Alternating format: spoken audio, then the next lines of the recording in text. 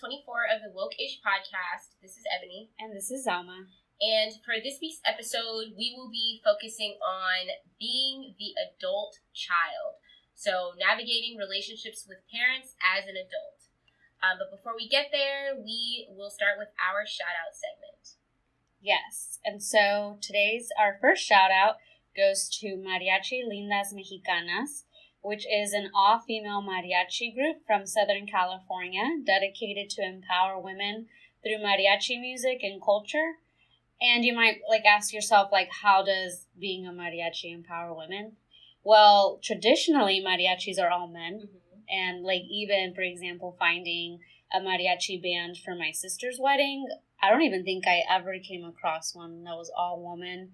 And maybe two had women in them. All of them were men. It's a very male-dominated, more so recently, more women, more female mariachis, but they're either solo people or so they're the lead and the mariachi's just behind them, but it's really rare to see an all-female one.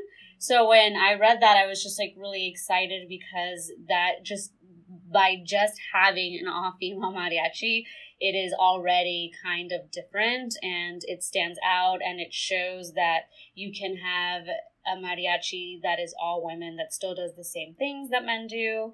And so even better. Yeah, and so shout out to them. And if you want to see what they sound like, you can go to their Instagram, Mariachi Lindas Mexicanas, and I'm going to spell that out because it's really long and not everyone speaks Spanish. And so it's Mariachi, so mariachi, and then Lindas, Lindas, and then Mexicanas, Mexicanas.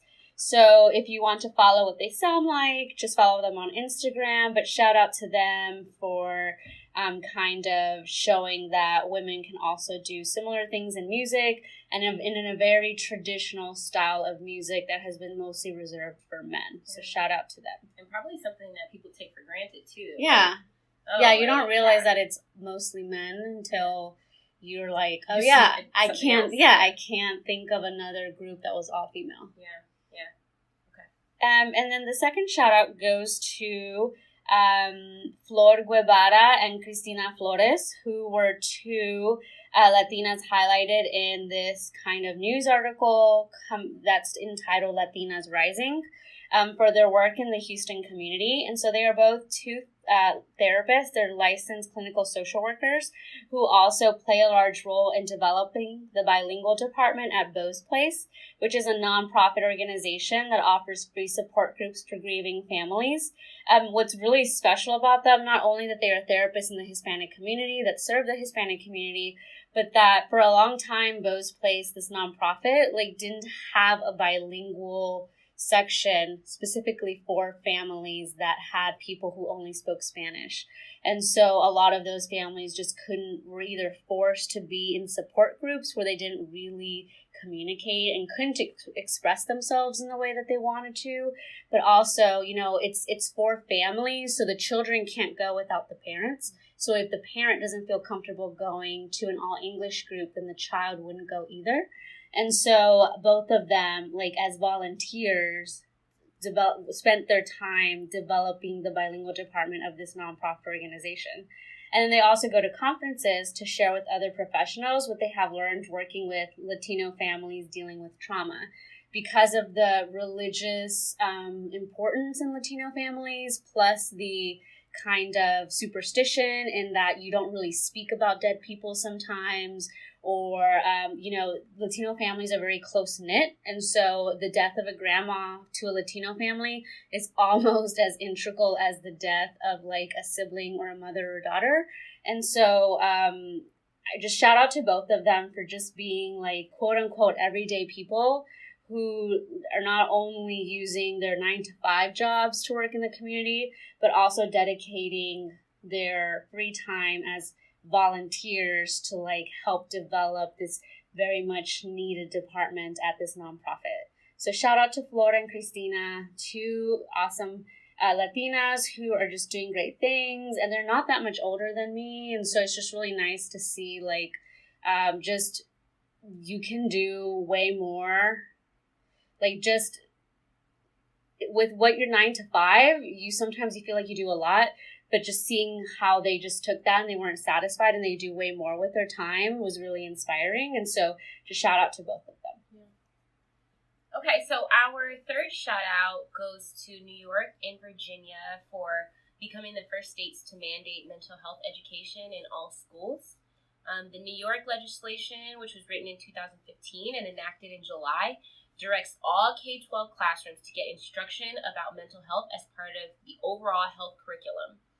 Virginia's law, which is set to take effect this fall, is less wide-reaching, requiring mental health education for the first 2 years of high school. The New York law states, by ensuring that young people learn about mental health, we increase the likelihood that they will be able to more effectively recognize signs in themselves and others, including family members, and get the right help.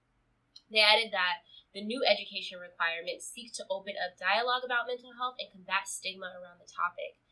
This is critical given that in 2017, according to Mental Health America, 11.01% of youth ages 12 to 17 reported experiencing at least one major depressive episode that year.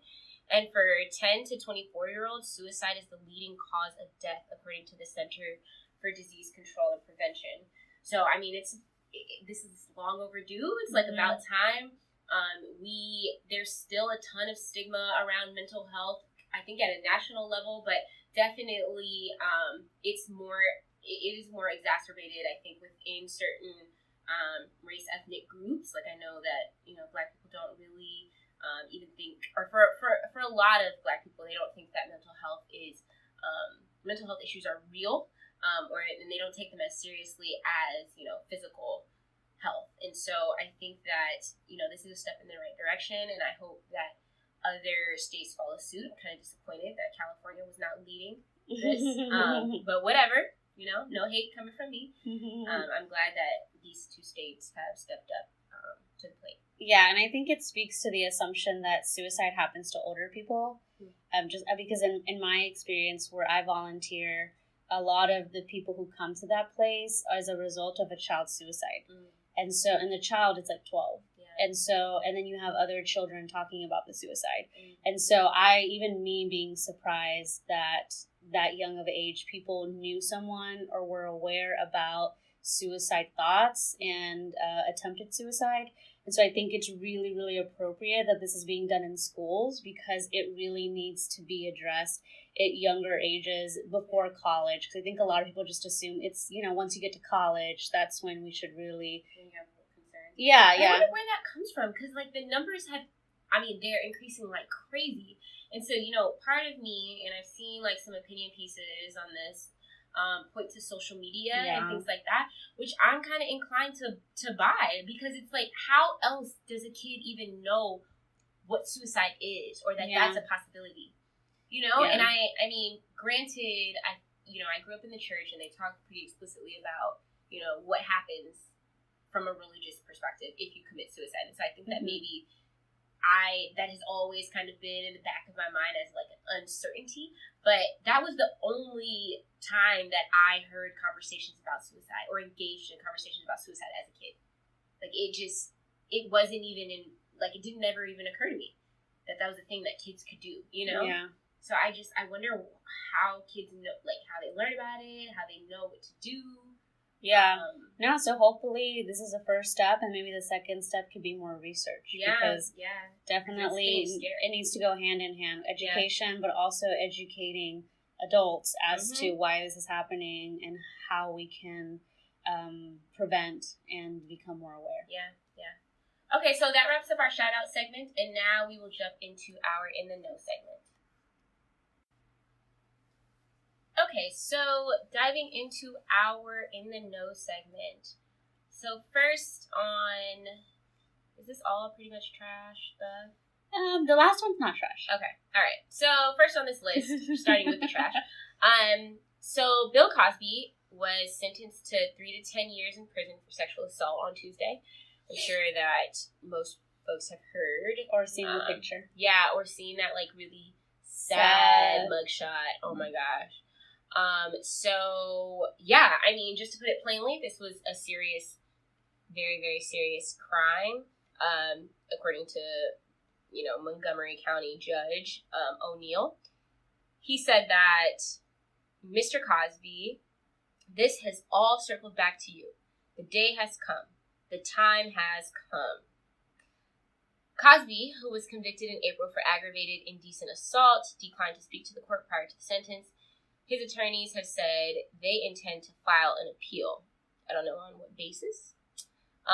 He also was ordered to pay a fine of $25,000 plus the cost of prosecution as part of the sentence. In addition, Judge O'Neill ruled that Cosby will be classified as a sexually violent predator, a determination that requires lifetime registration, lifetime mandatory sex offender counseling with a treatment provider, and notification to the community that a sexually violent predator lives in the area.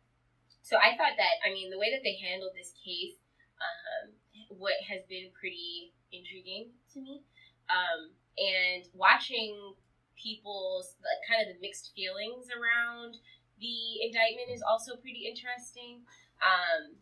Just because, people went from being like, oh my God, Cosby's such a sick man. Oh my gosh, I can't believe he drugged and, raped women or sexually assaulted women, to now, oh my gosh, I can't believe you're going to put Bill Cosby in jail for the rest of his life. He's going to die in prison, and so I can, because I've had conversations with folks on both sides, I feel like I can see the, perspective that people are having on both sides, but ultimately it's like, you can't drug and sexually assault women. That's for basic. Years. That's basic. That is like fundamental.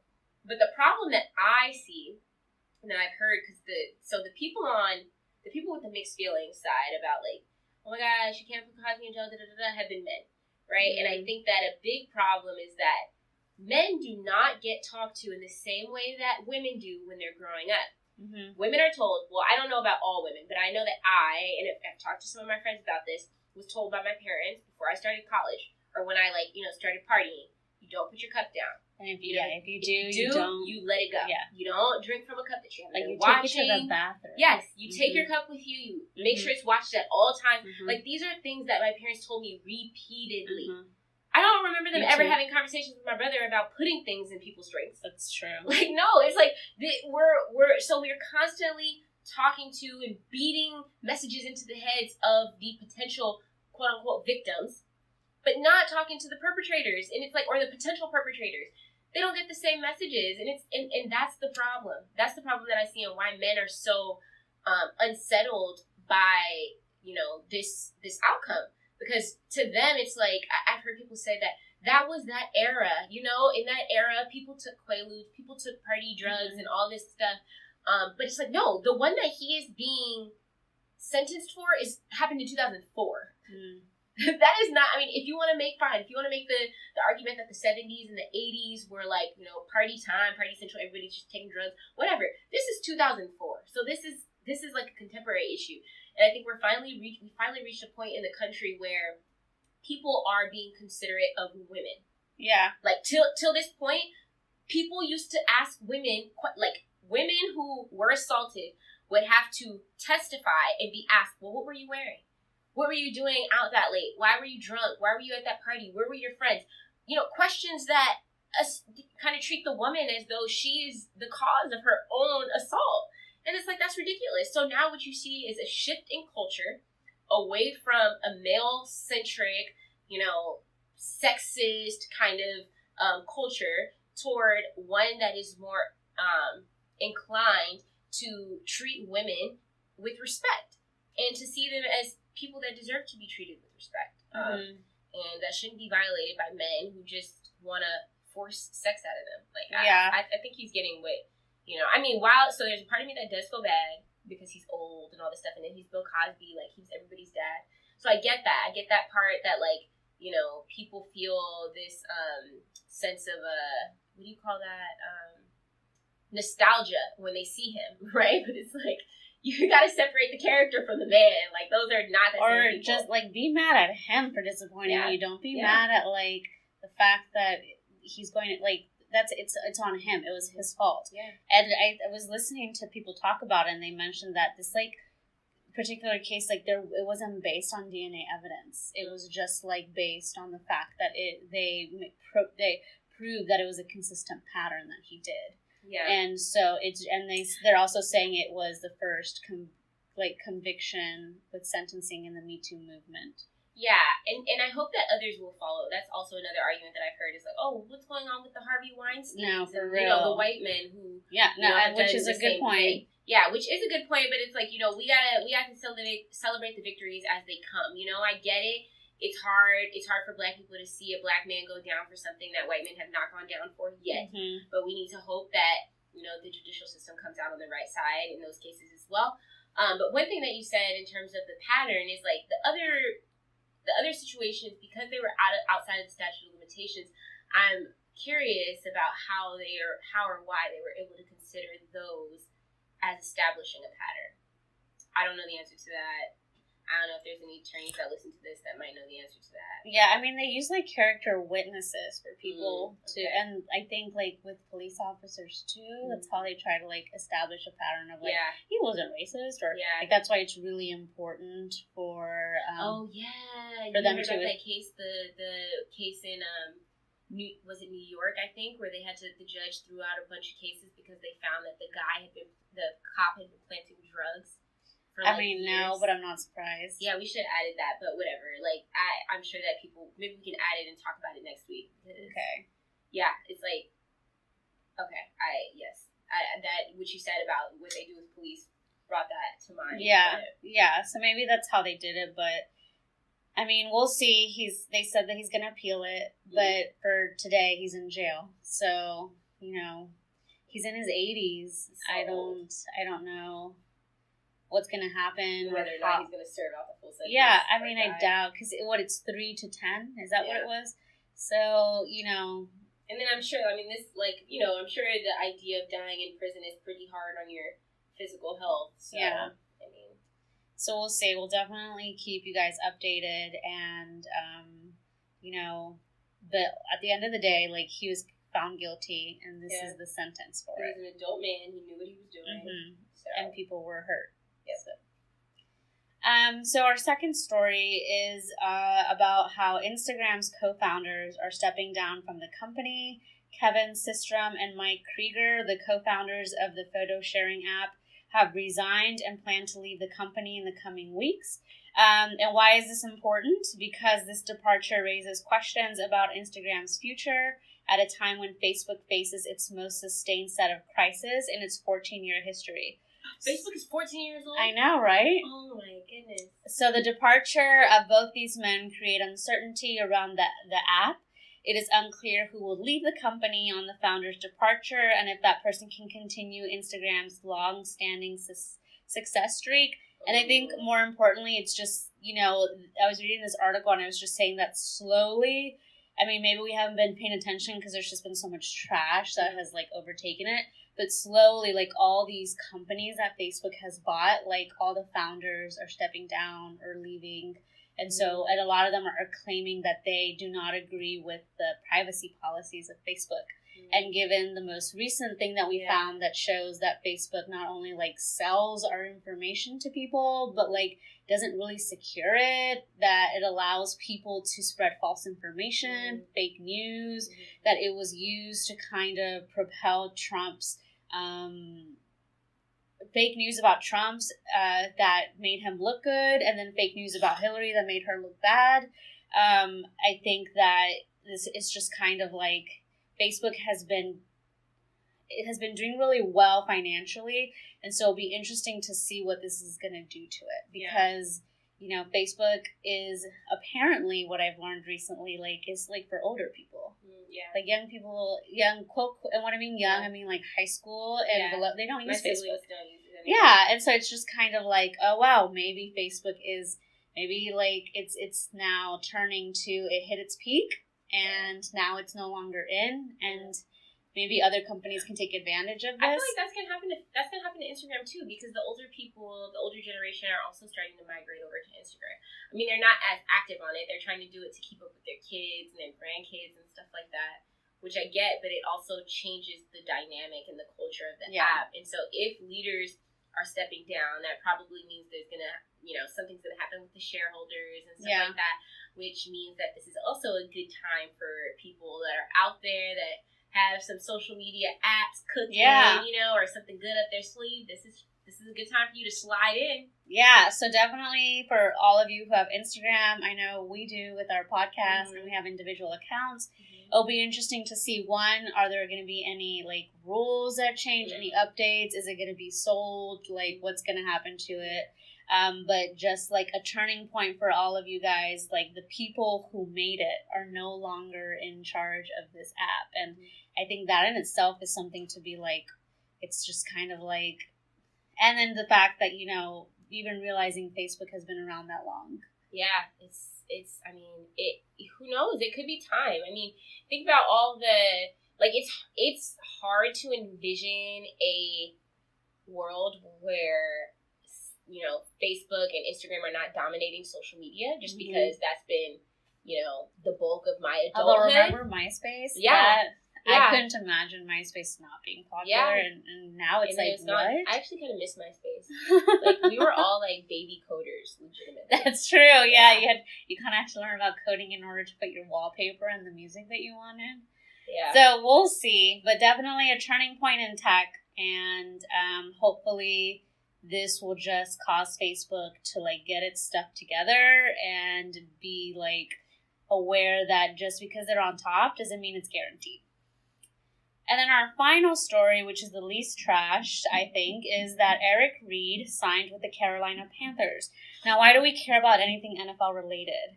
Well, that's because the Carolina Panthers on Thursday announced, so today, if you're listening, depending on when we're recording on a Thursday. So the Carolina Panthers announced today, Thursday, that they have signed safety Eric Reid, the second player to kneel during the national anthem after Colin Kaepernick, to a 1-year contract. So if you guys have been following the Colin Kaepernick story, he's the other guy that most people were like, what about Eric Reid? Because Eric Reid was also kneeling with Colin Kaepernick and was also not getting a job after his contract ended. And so Reid, like Kaepernick, has also filed a grievance against the NFL. So currently the grievance is Eric Reid and Colin Kaepernick, alleging that the NFL league owners have colluded to keep him out of the NFL in the wake of his decision to protest. However, according to multiple reports, his signing Thursday will not alter his pursuit of that case. And so I don't know what this means. Does this mean that now that one NFL team has given in, that maybe one will sign Kaepernick, or is Kaepernick still too is he, because he is the face of it, is he the an untouchable? But I think that the fact that the Panthers said, on the one side, it's an applause. On the other side, it's not, because their safety got injured. So it's they're not doing this because they're you know what, let's give Eric Reid a chance. It was they really need a person. The season has started. People have been drafted. People have been given contracts. So there aren't that many people available to play safety. And Eric Reid, although he's a good safety, he was available. And so kind of a clap to them for picking him up, but they're only really doing it because their current player is injured and they don't know when he's going to be able to play. But we'll see what this does in terms of their collusion case. We'll see if Eric Reid will keep kneeling. I know they are now currently not airing the national anthem because they don't want to show the kneeling. But we'll definitely keep you guys updated. But I think it's a small mini step towards, at least for Eric Reid. Eric Reid's going to be able to make money. Although it's just a 1-year contract. Yeah. So we don't know what that means. But I'm sure today Eric Reid is celebrating. Yeah. Yeah. So I guess good for him. Yeah. Got a job. Okay, so now we'll jump into our What's Being Slept On segment. So I strongly suggest that you wake the fuck up. Okay, so now for our What's Being Slept On segment. So we are discussing being the adult child, relationships with parents as an adult. So we have kind of outlined a series of questions to ask one another. And I think that, kind of building on the conversation that we had last week, negotiating friendships as an adult, parents or parental relationships are also a very important relationship that can be difficult to maintain maintain as you kind of change and navigate adulthood. And so, yeah, we kind of just wanted to talk about our own experiences. We also had a few people write in with their input, which we will discuss as well. Yes, and thank you for all of you who responded. And, you know, this is exactly what we hope keeps on going, that we can have ongoing conversations with you guys. So look out for those posts in our Instagram stories. Yeah. Okay, so our first question is, how has your relationship with your parents changed since you were a child or teenager? Well, I don't know. I guess not much. I can't think of many ways that it has changed, and I think a lot of that has been because the transition from. So I moved out of the house when I was 17 for college, right? Mm-hmm. And so I don't know, and I haven't spent any time at home since then. Yeah. Other than to like visit, and like for short periods of time. So I think that initially when I was in college, it was difficult for my parents to accept that, like, oh, okay, so she's out and she's on her own. They didn't really make that transition from like child to adult very smoothly. I think that now at this point, so it's been a decade since I moved out of the house. And I think that, now I can feel, maybe when I moved out of state, I can feel some differences in the way that, not necessarily our communication or the way that we communicate, but there seems to be an understanding that I'm like an autonomous person and that I can and do make my own decisions. So whereas now it's more of like, okay, let me give you my 2 cents or my input. Before it was like, no, don't do that. Or yes, do that, or do it this way. Now it's kind of just like, oh, this is what I think. These are my thoughts, Mm-hmm. And then there's also, I have just more discretion. Like, I can decide what to talk to them about and what not to talk to them about, and not feel like guilty, like, oh, I'm keeping a secret. It's more so just like, oh, I'm grown and this is like my business, Mm-hmm. Yeah. What about you? So I moved out of my parents' house when I was the day I turned 18, and my relationship, like, my mom was very, very strict. It's just kind of like, in our household, like, my mom's very, like, Mexican traditional, where it was just kind of like, you have to protect your reputation at all costs. So, like, I didn't have a boyfriend all in high school because I wasn't allowed to. Like, I wasn't allowed to date. I wasn't allowed to spend the night at people's houses. I wasn't allowed to, even in college, when I would go and I wasn't living at home, I was living at the dorms. She would call me every day at 9 to see what I was doing. And if I was like at a restaurant, she would get mad. And so it was just kind of like, it was very, like, she was very controlling. And the more I lived on my own, the more I was able to, like, choose how much of my life, like you said, I wanted her to know about and to be involved with, and that really helped a lot. So I didn't tell her what time I would go home. I didn't tell her how many times I went out. I didn't tell her who I went out with. I didn't tell her, like, a lot of things. And so I think that it got a little better in terms of I felt less resentment towards her. But I do remember that for a while in the beginning when I did move out, I just felt like she didn't know who I was because I was lying. Like, I had to lie a lot about, like, what I did, what I didn't do. I would just be like, she's not going to like it, so I'm not going to tell her. I wouldn't even tell her if I was dating people. And so it was just kind of like, for a while it got better in terms of I wasn't, like, fighting with her all the time. But then it was like a really fake relationship where I wasn't really telling her anything about me. And then it wasn't until it was after I was 25 where I just, like, decided to be honest with her. And then that really helped. So just different transitions of me, like, trying to set boundaries and try to figure out how much am I supposed to report to my mom and how much of it is just for me, because growing up it was so strict. Like, she knew everything about what I did and she controlled so much. And so it's been, like, currently it's good, but it's just because it's been so long since I've been on my own. I just kind of figured out a way to balance that dynamic. Yeah. Figure that out. In due time. Okay. And what has been hardest thing about, your relationship with your parents as an adult? I think for me, it was just being immigrants and being poor. And, like, this may be a non-immigrant thing, but because I'm an immigrant, so my mom didn't know a lot of English growing up. And then she finally learned English, and she speaks English, but, like, she didn't have a bank account till I was in college. Like, she didn't have a car till I was in college. Or no, at the end of high school, she got a car because she didn't know how to drive. So, like, I got a credit card before my mom did. I got a bank account before my mom did. I got my own apartment before my mom did. So it's just kind of like I outpaced her in a lot of things. And so I teach my mom about taxes.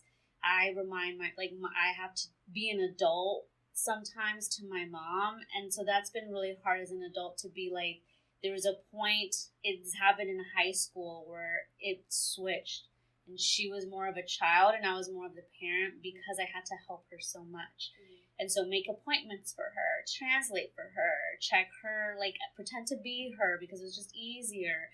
Look up her bills, like remind her about how direct pay, just all these things that I had to teach her that kind of put a strain in the relationship in terms of you're supposed to be teaching me about retirement. You're supposed to be teaching me about 401ks. You're supposed to be teaching me about savings, but I'm teaching you about these things. And it's just really frustrating because I'm learning it and then you get the benefit of like what I learn. And so for me personally, that has been the hardest thing. In a sense, I became the parent a lot earlier than I think most kids do.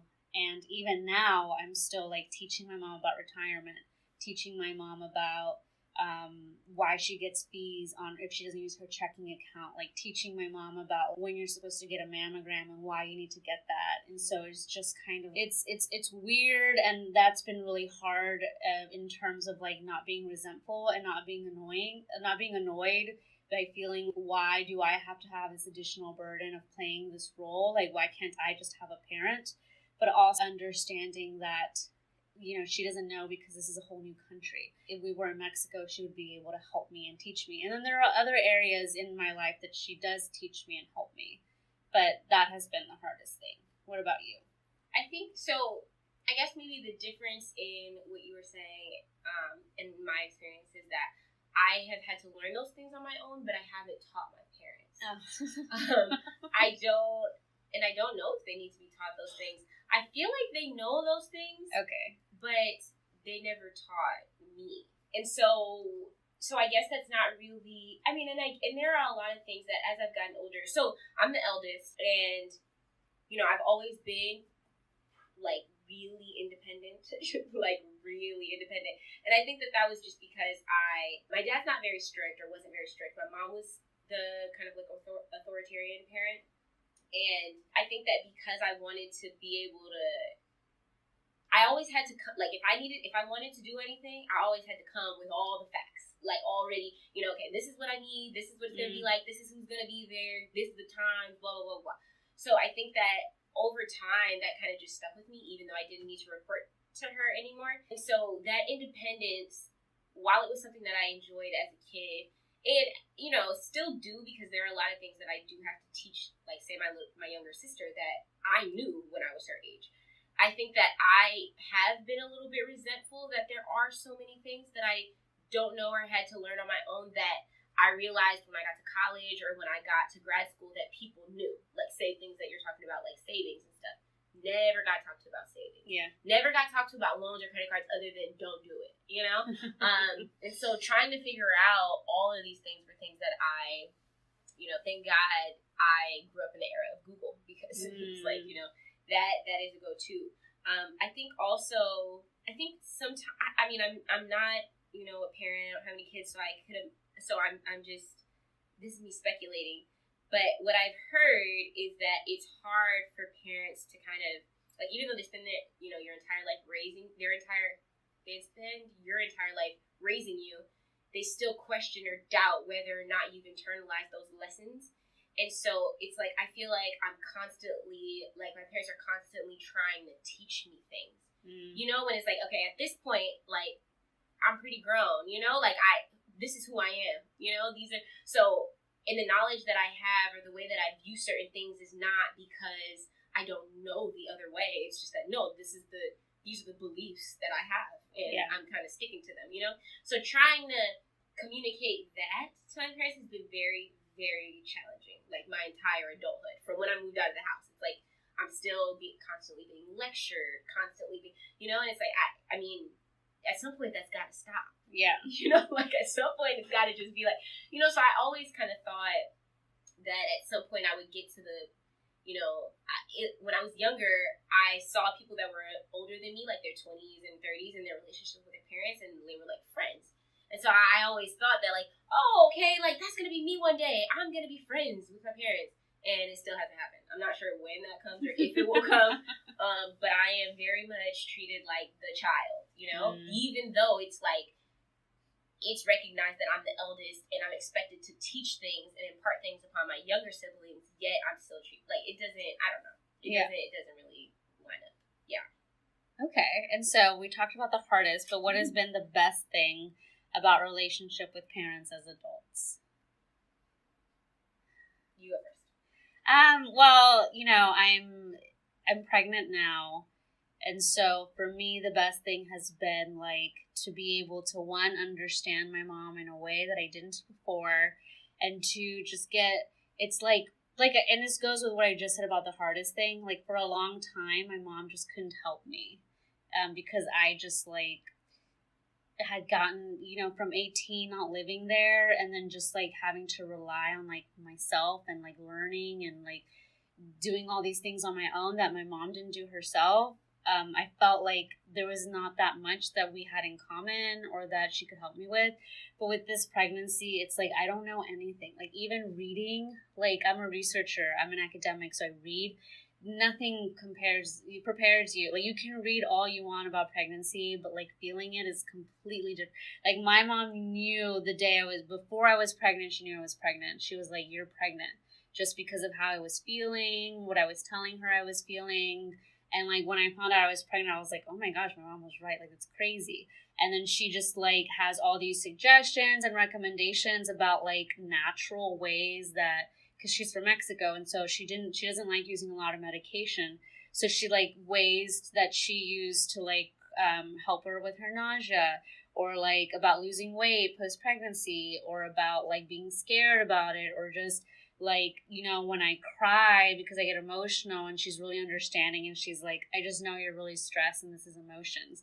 And just like it's just been really nice to, it's like she's a parent again, but as an adult, it's so much better because it's like I call her and she's a parent on the phone, and then she's like, "What have you eaten today?" And I'm like, "Oh, I'm about to make dinner, but I'm so tired." And she'll be like, "Okay, just come over and I'll make you dinner." And then it's just kind of like, that is so helpful in her doing that, and then I can go home.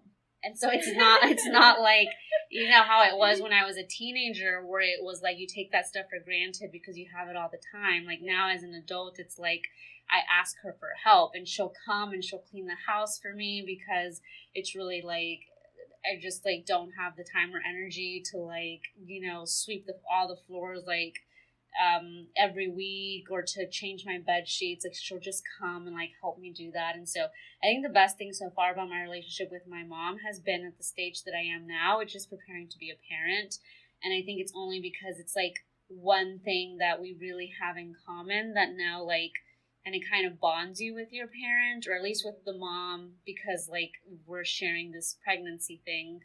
And I don't have a relationship with my dad, so she's the only parent that I have, but it's been just really nice that we were able to like have this shift where it's kind of like for the first time in a long time, she's teaching me things again. And so it's nice to be like, oh yeah, like my mom is like, she knows about parenting, she knows about breastfeeding, she knows about changing diapers. These are all things I don't know, no matter how much I read. And so that for me has been the best thing so far.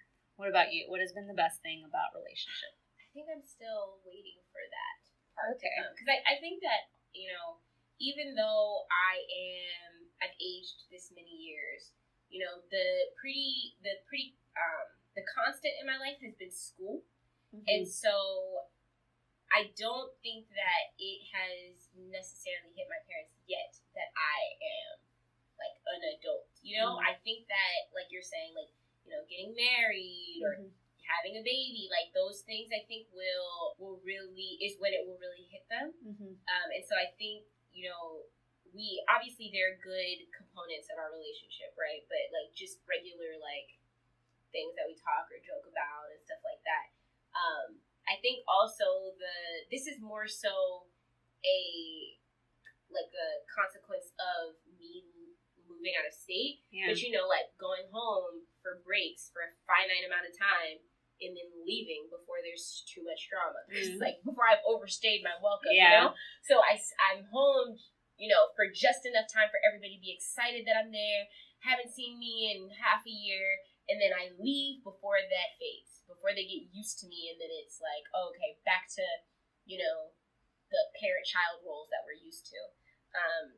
So I do think that is, that has been nice. So we spend, I think that prevents them from, or I guess discourages them from like, arguing or whatever else that you do with your parents as as a kid, like you argue with your parents or you go back and forth or there's tension or conflict or whatever. That kind of discourages some of that because it's like, oh, well, I'm only here for a week, so are we really going to spend this time like, in tension, or are we going to enjoy and make the most of it? So I think that has been nice, and that has been an interesting change of pace relative to like, me being in college. But yeah, I think that some of those best things are coming in the future. Yeah, I mean, this didn't happen until recently, yes. So yeah. Hopefully. Okay.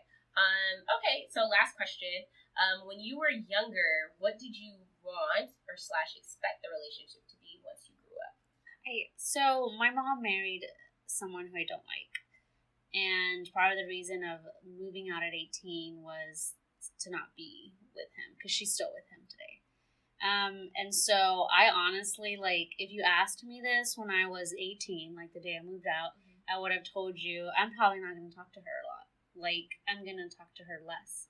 I'm not going to talk to her every day. And for a while, that's really how it was. Like, I wouldn't call my mom every day. I didn't want to talk to her because it was a lot of anger about, like, oh, you're with this terrible person. And then when she would vent to me about this person, it's just kind of like, I'm not going to help you. Like, the part of the reason why I'm not even living with you is because of this person. And so I think that then 10 years ago, I would have expected my relationship to be really bad. I would have expected us to not be close.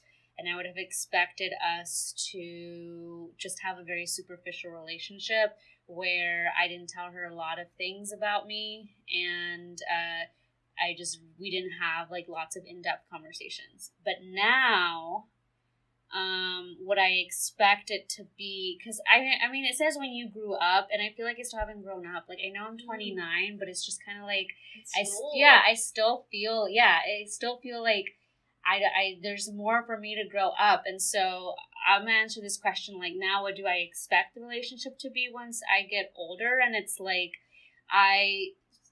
currently I talk to my mom every day. We have in-depth conversations. We talk about a lot of things.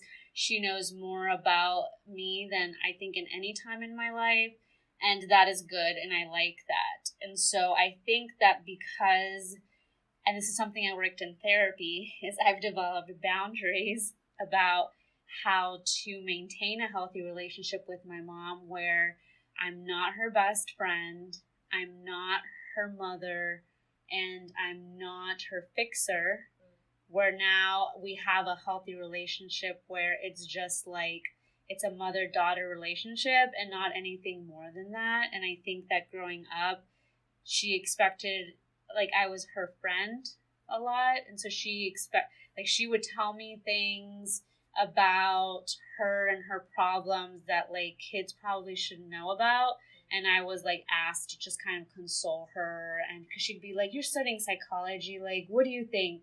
And I'd be like, I did not want to know this about your marriage. I did not want to know this about like you getting in a fight with your friends. Like, that's not my job. I'm just supposed to have a different type of relationship. And so being in therapy for going on 10 years now, and like I initially went to therapy to talk about my mom, And so being in therapy now, setting boundaries, setting expectations, which was really hard because at first she did not like that. And she totally guilted me into thinking, you're changing who we used to be. Like, you're the one that's wrong. This is what a mother-daughter relationship is. I learned to be like, no, that's just what she wants, because what she needs right now is me to be everything for her. And I can't. And so now the expectation for my relationship is to be that of mother-daughter. So, like, I ask her for help. She'll ask me for help, but not in the same way as it was before. And I really think that what has helped the most is to set boundaries. And I learned how to set those boundaries in therapy because in my particular family situation, it was just expected that I make her feel better. I fix everything for her. I'm her best friend. I hear her vent, but never say any real opinions. Just kind of like a sounding board. I just hear what you say, you vent, you bitch, and then I say oh, it's okay. Crazy. Yeah, that's great. They're terrible. They're wrong. And then when I started to be maybe it's you, you have a tendency to do this, she would just kind of push back and be that's not what I need you for. I need you to play this role of just the daughter I can go to that listens to me, and then the conversation's over because there's no time for you. It's just about me. Mm-hmm. And then when I put those boundaries, and I was just kind of okay, well, today for me, this is what happened. It kind of changed our relationship too. So I think that my expectations when I was younger would have come true had I not learned in therapy to set boundaries. And now that I have, and it's taken years and years to accomplish this, but now that I have, and what's helpful is, there's 4 of us. So once I started setting boundaries, then it was easier for my siblings to set the boundaries. And so just kind of me being one of the first people to push back on my mom and be no, I'm not going to let you do this. I'm not going to let you guilt me into feeling like I'm not a good daughter because I don't stop what I'm doing at 4 a.m. or 6 a.m. or 3 p.m. or 8 p.m. to listen to you talk for 8 hours because your friends don't want to listen to you right now. And so I think that I have a positive outlook on my relationship, thanks to my wonderful therapist, but it's definitely been a long road to get there. And so I definitely feel all those people who are just not having really great relationship with their parents right now as adults, because it's just, I think it's not intuitive for you to know how to change that dynamic as you get older. You either want to keep the same dynamic you had as a child, and then you realize as an adult, oh shit, that was really unhealthy. The relationship I had with my mom is not healthy. But I couldn't realize that. I didn't realize that because I was a kid and I didn't know what to do. And it's not until I'm an adult that I realize it's unhealthy. But I've been doing it for so long, I don't know how to change it. Yeah. And so for me, that it's just kind of been this learning as I grow, and maybe with more therapy, I'll be able to get to the place where I'm completely happy with my relationship. Yeah. What about you? No, that sounds very mature of you and very adult-like. I definitely, as you were sitting here, as you were talking, that reminded me that I have needed to find a new therapist for a while. And I similarly, I was in therapy for a while when I was in college. I mean, one, because it was I had never heard of it. I had never heard of people going to therapy to talk and talk about things and all that stuff. So when I learned that was a resource that was covered by my insurance, my college insurance, I was oh, I'm in there. So when I went, I didn't know what I needed to talk about. But then eventually, that relationship with mom stuff came out, which I think is probably pretty common for especially daughters. Yeah. As you become an adult. But so I need to get back into therapy because I fell off, and I think that I have not been so mature in my approach, because mine has just been to distance, create. So there's already physical distance, but then also creating that kind of social distance, so that because my saying, okay, this is not conducive to my mental health, inner peace. And then again, yes, I'm the daughter, right? And so I've had some of the same experiences that you've had or conversations that you've had, and I have not been able to find the words that are received well to communicate that. And it's kind of just, there's been a ton of pushback. And so as I've gotten older, my defense mechanism or coping mechanism, I guess, is to just be like, okay, well, we're not going to talk as frequently, because when we do talk, it seems to always be this. And no matter what, it gets to that point. Yeah. So yeah, I do need to go, and because your therapist, I mean, every time you talk about him, he sounds amazing. And I'm like reminded that I need to do better with that, so that I can, find healthier coping mechanisms. Because it's kind of I've always been aware that, like, okay, this, or when I was younger, was aware that, like, okay, certain components of our relationship are not healthy, but not knowing how to fix it, and also not seeing any examples of how it could be different, I mean, seeing them in my friends, seeing friends who have certain relationships with their parents, and it's like, oh my God, like, I would love to have that, and that was what I did expect. Like I said, I was alluding to that earlier, that, like, when I was younger, I was thinking, oh yeah, when I get older, like, we're gonna be friends, and, like, I'm looking forward to that, but that time has not yet come. I'm hoping soon to come. But I do think that it takes openness and being receptive on both sides, because even if I go to therapy, if my parents aren't closed off to what I say, then that doesn't matter. It stops right there, So I think it's important that, one, persistence, because it sounds like that was something that you did, but then also, them just, kind of being open to the fact that these relationships can look different. Yeah, and I think the one thing that my therapist told me that really helps is, because at first my mom was very resistant and not receptive, and her coping skill was not to talk to me. So he said, even if she doesn't change, the fact that you're changing is change. So it's just like, and that in itself was like, at least it's not the same. Yeah. And so, but also he was very realistic to be like, have no expectations, because have none. Yeah, well, and it sounds really shitty to be like, no expectations of your parents, but just like no expectation that, like, this is gonna be it, and we're gonna have the best relationship and a great relationship, and everything will be different, and this will fix it. Because he was like, she may just choose to say, this is not what I want. But I think that after a while of her, like, she saw that she was just like, okay, well, Zelma's gonna keep doing this, and so fine, I'll just go along with it. And even now, she's still really passive aggressive and will be like, oh, I guess like in therapy or whatever. But it's just like, yeah, but for me, this way is so much better than what it was before. And then ultimately, you're the kid, right? Yeah. So I think that I've heard a lot of people say, and actually we didn't get to the things that people wrote in, but one of the things that someone wrote in that I was like, oh yeah, I realized that as a kid, and I think I may have realized it too early, and maybe that's what my issue is.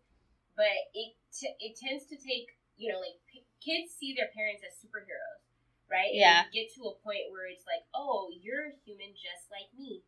Like, you were once in your 20s doing, God knows what, and then you happen to have a kid. That doesn't then make you this, like, superhuman person. So they have, flaws and stuff like that, just like we do. I think that I realized that when I was really little, so that, like, superhero vision was kind of short-lived. And I think that's probably just, a consequence of our personality. Because I'm like, just, I don't know. I don't know why. But I think I started to view my parents in a way that was, especially because parents, I think, when parenting, come from a very, like, I was perfect when I was your age perspective, and this is why I want you to be perfect too. And I think that recognizing that none of us are perfect, and that when parenting, because I think that maybe this episode goes a little bit hard on parents, I want to just acknowledge that I recognize that parenting is hard, and I think that kids do recognize that. But I think that ultimately all kids want is for parents to be transparent and honest about where their expectations come from. So it's one thing if it's like, oh yeah, like I want you to get straight A's in school because I got straight C's and I want better for you. And it's another thing to just be like, I want you to get straight A's because, I was this perfect student and da-da-da-da-da, I want the same for you. And it's like, no, like, I have flaws. I may get a B or a C in something, and that should be, it shouldn't be like, oh, that's totally fine.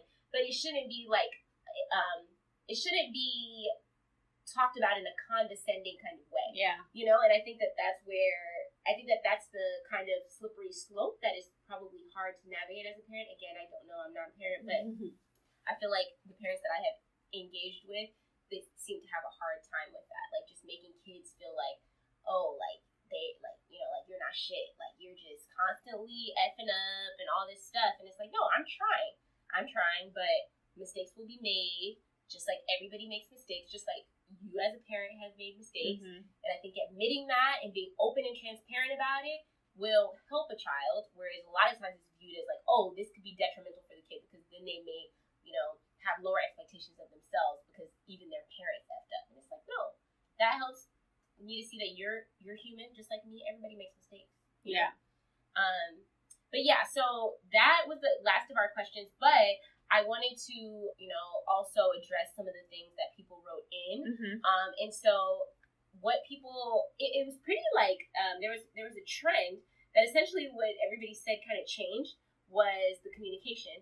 So people said that, they had more open communication, more honest communication, not necessarily to the level of like a friend, but just that parents weren't as guarded. They weren't as like, super private. It's like, okay, I recognize that you're an adult, so I'm going to tell you now as an adult, now as a married adult, I'm going to tell you some things about marriage, or I'm going to tell you some, some hardships that I had that maybe when you were a kid, like you were just completely unaware of because parents, guard that kind of stuff. Yeah. And so communication was a theme. And I think that, some people, there was some variation in terms of, how people, how solid they felt like their relationship with their parent was at this time, or parents were at this time. Some people are like, yeah, the communication changed everything. Now we're BFFs. Some people are like, yeah, the communication changed, but we're still working on it. Yeah. But I think that the openness of communication helps people to see why their parents were a certain way when they were a kid. Like, oh, now I know this about you, or about how you grew up, or about how your parents were. Yeah. That ultimately shaped the kind of parent that you became. Yeah. Which I think makes kids more understanding and like, I don't know. I guess just understanding that, like, okay, I get it. That's why you have this issue. Because your dad was that way, or your mom was that way. Yeah, and I think that also goes with, like, as adults, a lot of the issues that you have, or a lot of things that you like, you can point back to, like, how you were raised, and then you're just kind of like, oh, so this is impacting me, then that must be why my parents are that way. And so I think that, like, it's particularly for me that really clicked. It was like, oh, okay, I'm this way because of my mom, but she's this way because of this, and it helped me understand more and be less, like, angry. But I think overall, like, there's no one uniform way to have a good relationship with a parent as an adult. I think it all depends on the family dynamic. It depends on where you are in life. It depends, on personalities. It depends on how long you have been living with them, if you live close to them, like how long you talk, whether you're the oldest, whether you're the youngest, whether you are, it's just a lot of things. And so I would just say to, like, a lot of people, if you're not in the place where you are, or if you have a really great relationship, just kind of like, you can't control your parents, but the one thing you can control is how you react to what your parents do. And so that's why I started, like, and I'm always a proponent of therapy, just because it really helps to get an impartial person to kind of listen to your story, and to kind of, like, as you're speaking it, you're like, wait, that doesn't sound like that's what should happen. So maybe that's not. But also just, like, being aware that your relationship with your parent is really going to be highlighted in your relationship with a lot of people. And so if that's something that you don't want to address at the moment, just be aware that that's something that's going to, like, always be there. It's going to be a theme in your life because parents play a very important role in our lives, even as adults. And so, and one day you'll have kids. Yeah. That's something that I think about often is like having kids and wanting them to have a close relationship with my parents because grandparents are the best, you know? And so that is incentive for me to be actively working on those relationships as well. So I think we're going to wrap up there, but thank you so much for listening. That concludes episode 24. Yes. Yes, 24. All the numbers are starting to blend together. I know. Yeah, so thanks for, continuing to this ride with us. It is, very enjoyable. Tell a friend if you haven't already. Give us some feedback if you haven't already. Let us know what you think and what you're getting. And if you have even if you have suggestions about future topics, feel free to write in and let us know because as, weeks go by, it does get, a little bit more difficult to be like, okay, what is something that we're both interested in talking about and all of that. So, or that we think that people would be interested in listening to. Yeah. So if you know someone that you're like, it would be great if you interview them. It'd be great if you interview me. Yeah. You don't have to live where we live. We can always figure out a way to reach out to you guys, but just email us at woke.ishpodcast@gmail.com or send us a message on Instagram at wokeishpodcast. As always, follow our page. We like to post things on our Instagram stories that relate to the topic for the following week, but we also post clips about the topic for that week. So thank you so much for listening to us, and until next time. Bye.